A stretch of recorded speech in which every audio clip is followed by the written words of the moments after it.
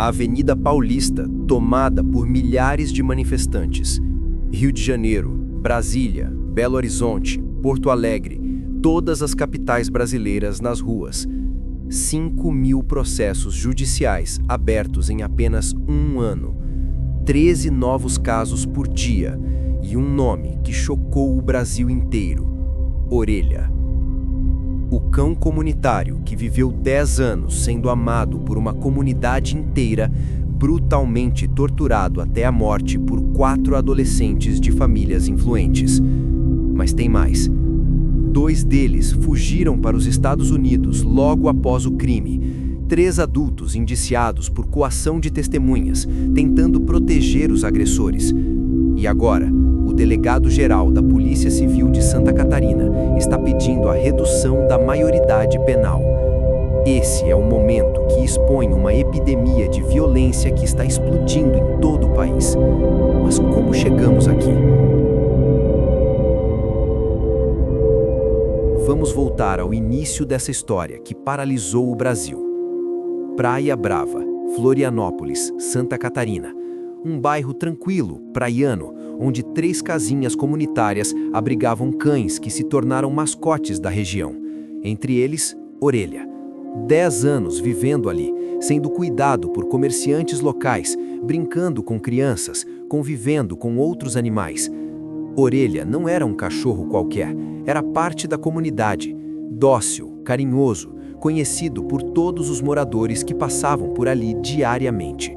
Mas em 16 de janeiro de 2026, tudo mudou. O cão desapareceu. Os moradores estranharam.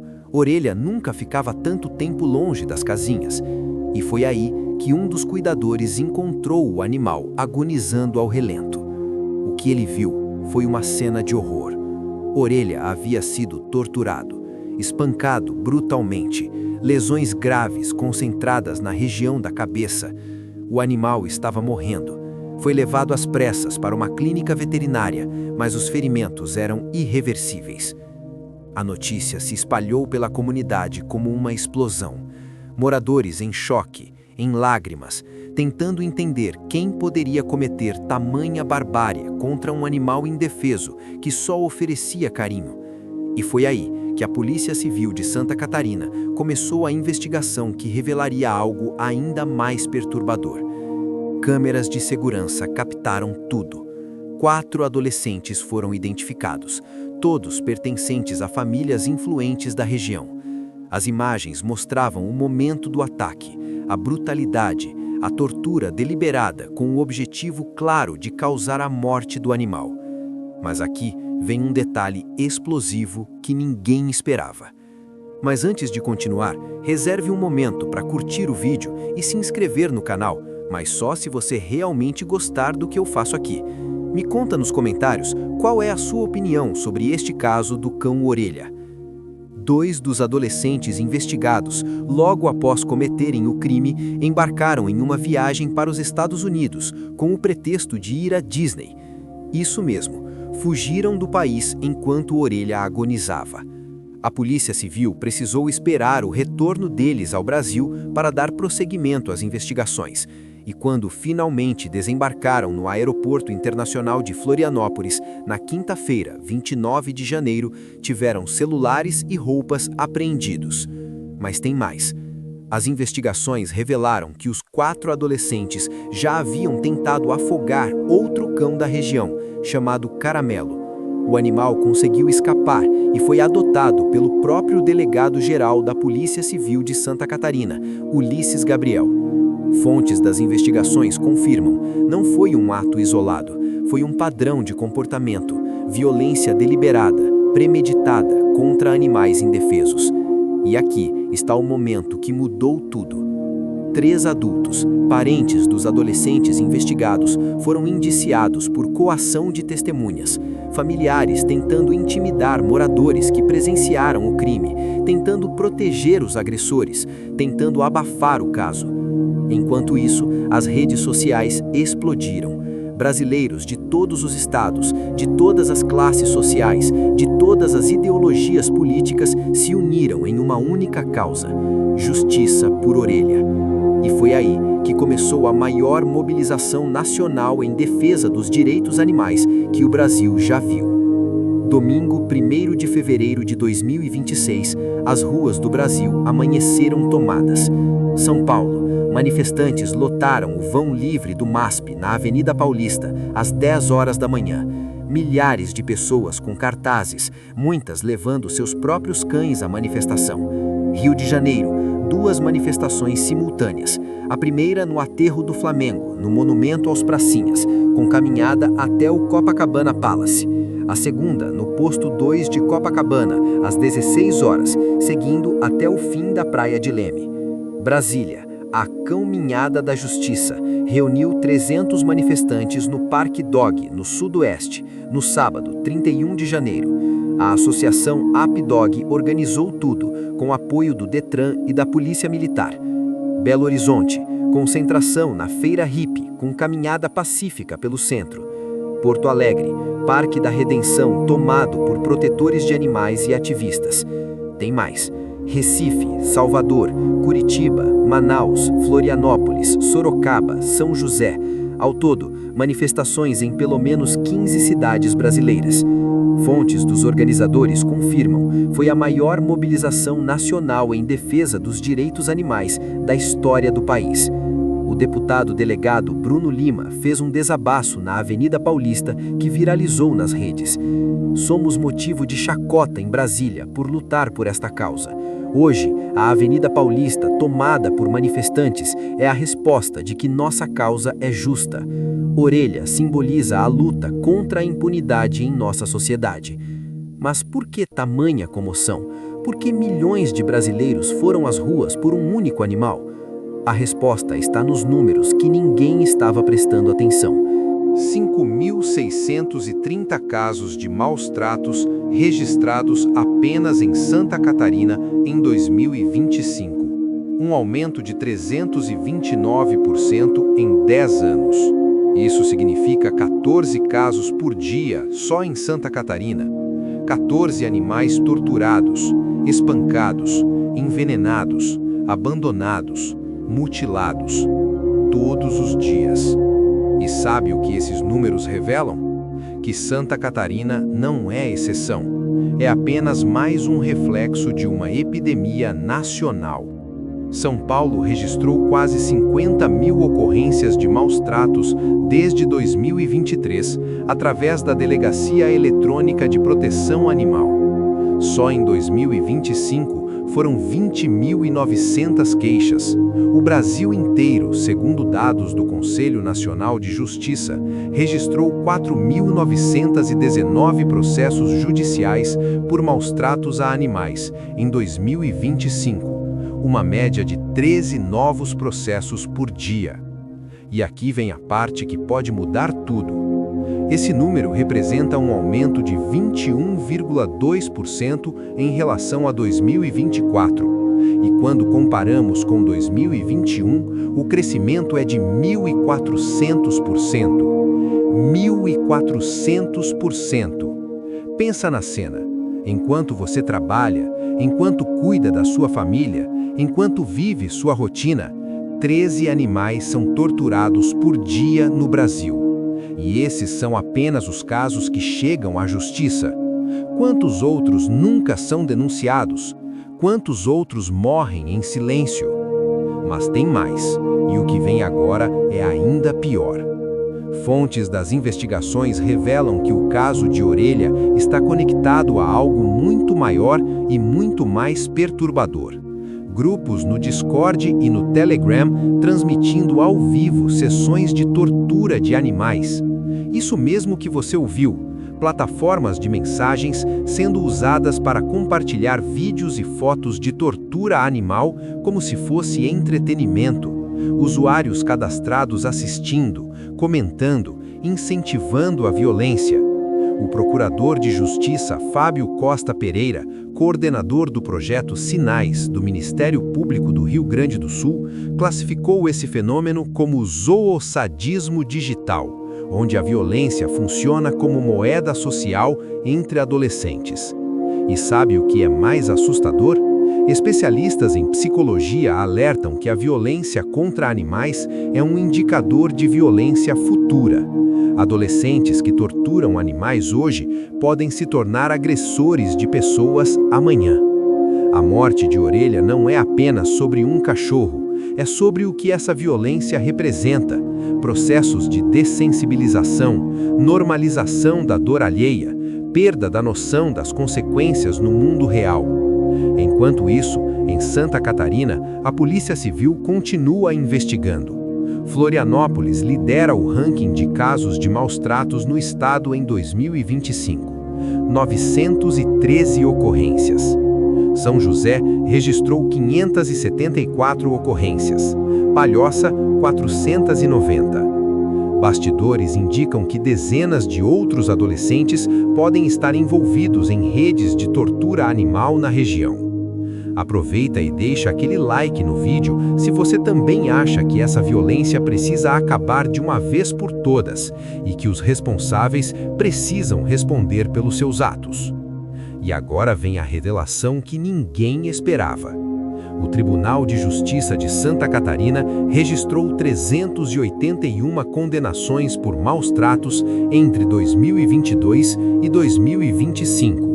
As condenações saltaram de 40 em 2022 para 164 em 2025. Mas aqui está o problema. Mesmo com o endurecimento da legislação em 2020, através da Lei Sanção, que prevê pena de 2 a 5 anos de prisão para maus-tratos contra cães e gatos, os casos continuam aumentando. Por quê? Porque praticamente ninguém fica preso. As penas raramente são cumpridas. A impunidade reina. E foi isso que o delegado-geral Ulisses Gabriel quis dizer quando defendeu publicamente a redução da maioridade penal. Um jovem tem plena consciência da sua responsabilidade, então tem que ocorrer a redução da maioridade penal. Se não ocorrer, é preciso existir uma sanção maior para o adolescente infrator. A morte de Orelha rompeu pela primeira vez em anos a polarização política brasileira. Parlamentares de esquerda e direita se uniram pedindo punições mais severas. A deputada Érica Hilton, do PSOL São Paulo, alertou para o risco de proteção aos responsáveis por influência econômica. O senador Fabiano Contarato, do PT Espírito Santo, classificou a morte como totalmente revoltante e relembrou sua atuação para endurecer as penas. No Senado, a PEC 32/2019, de autoria de Flávio Bolsonaro, que propõe a redução da maioridade penal, voltou ao debate nacional. Fontes revelam que o caso de Orelha pode acelerar a tramitação dessas propostas no Congresso. Mas enquanto o debate político avança, há algo muito mais urgente acontecendo nas ruas. Os manifestantes não estão pedindo apenas justiça por Orelha, estão exigindo uma mudança estrutural no sistema. Vinícius Camargo, de São José dos Campos, que participou da manifestação em São Paulo, desabafou. É inconcebível imaginar que alguém consegue fazer uma maldade com um serzinho que só merece colo.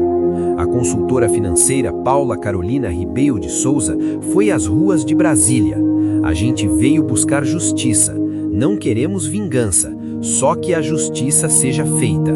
Se há justiça para os menos favorecidos, ela também tem que ser feita para aqueles que têm condição social mais alta. E essa frase revela o cerne da questão: a impunidade dos privilegiados. Os 4 adolescentes investigados pertencem a famílias influentes. 2 conseguiram viajar para os Estados Unidos logo após o crime.